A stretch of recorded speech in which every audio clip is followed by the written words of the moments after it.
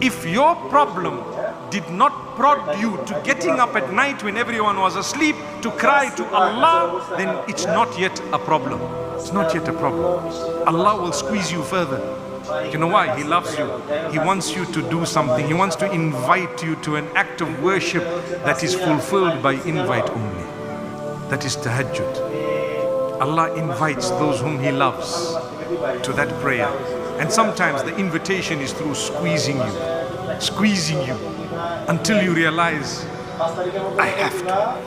I will get up, I will cry, I will ensure that I cry and shed tears and beg Allah and continue to beg Allah until He gives me what I want.